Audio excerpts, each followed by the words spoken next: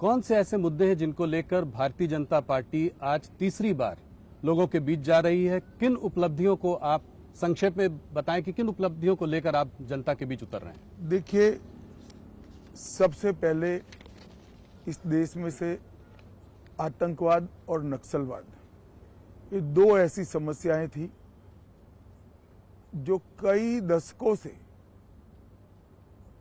देश के लोकतंत्र के लिए और देश के डेवलपमेंट के लिए नासुरू बनी हुई थी। नरेंद्र मोदी जी ने 10 साल के अंदर लगभग आतंकवाद से 100% निजात पाई है और नक्सलवाद से आप कह सकते हैं 95% तक इसको समाप्त कर दिया है।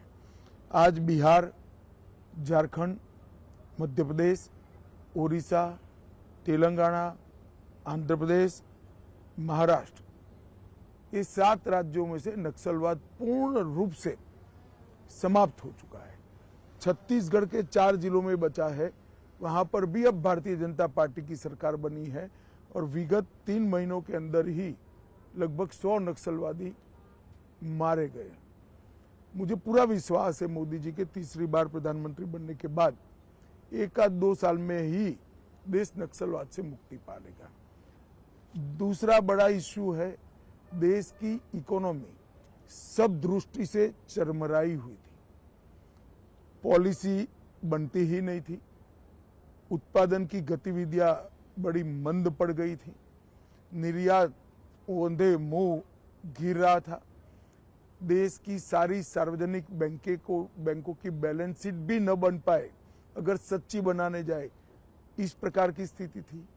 महंगाई आसमान को छू रही थी और कुल मिलाकर बजट के 16 पैरामीटर्स नेगेटिव दिखाई पड़ते थे। 10 ही साल में मोदी जी ने ये परिदृश्य को पूर्णतया बदला है। शेयर बाजार आज आसमान को छू रहा है। एफआईआई के सेलिंग के बाद भी भारतीय म्यूचुअल फंडों ने बाजार को ताकत दी है। पीएलआई स्कीम के कारण और एक मजबूत इकोसिस्टम के कारण भारत फेवरेट डेस्टिनेशन मैन्युफैक्चरिंग के लिए पूरी दुनिया में बना है जी।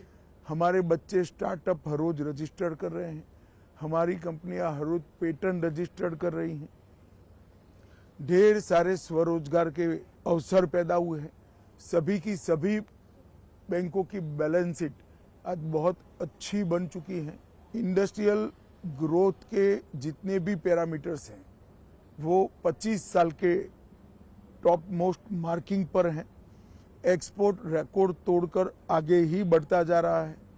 इसी प्रकार से फ्यूचर में जो कुछ क्षेत्र आने वाले 25 सालों तक दुनिया भर की इकोनॉमी को ड्राइव करने वाले हैं, वो सभी क्षेत्रों में भारत आज पायनियर बन चुका है। जैसे ग्रीन हाइड्रोजन मैन्युफैक्चरिंग थोड़े लेट है, मगर semiconductor, electrical motor vehicle, battery का उत्पादन, अंतरिक्ष का क्षेत्र लेट होने के बावजूद मैं फिर से कहना चाहूंगा डिफेंस भी।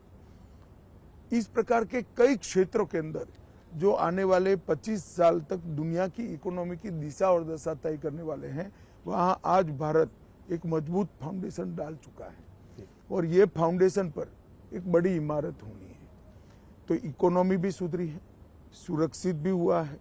देश 11वें नंबर का अर्थतंत्र था, आज 5वें नंबर का अर्थतंत्र बना है। गांव हो या शहर, जंगल हो या रेगिस्तान, सागर किनारा हो या शहर हो, हर जगह इंफ्रास्ट्रक्चर के डेवलपमेंट के काम हो रहे हैं। आज 10 लाख करोड़ का इंफ्रास्ट्रक्चर का खर्चा भारत के बजट में आम बात बन चुका है। जीएसटी कलेक्शन और डायरेक्ट टैक्स कलेक्शन अपने सारे रिकॉर्ड स्वयं ही तोड़ते जा रहे हैं। देश के अंदर सीमाओं को चौक चौबंद करने का काम भी नरेंद्र मोदी जी ने बहुत अच्छी तरीके से किया है। जनता में भारत का भविष्य उज्जवल है, इस प्रकार के विश्वास का निर्माण करने की नेतृत्व की जो जिम्मेदारी है, नरेंद्र मोदी जी को इसमें बहुत अच्छे तरीके से सफलता मिली है जी। आज पूरे 130 करोड़ लोग हम विश्व में सर्वप्रथम बन सकते हैं, ये आत्मविश्वास के साथ आगे बढ़ रहे हैं। जी। हायर एजुकेशन हो, नई इकोनॉमी पॉलिसी हो, या फिर राम जन्मभूमि, धारा 370 हटाना, ट्रिपल तलाक समाप्त करना, यूसीसी हो, या देश के क्रिमिनल लॉ के अंदर आमूलचूल परिवर्तन करना हो, हर क्षेत्र के अंदर ये 10 साल स्वर्णिम अक्षरों से लिखे जाने वाले 10 साल। जनता भी ये फील कर रही है कि कोरोना जैसी महामारी को इतने अच्छे तरीके से लड़ा जा सका, वो केवल और केवल नरेंद्र मोदी जी का नेतृत्व।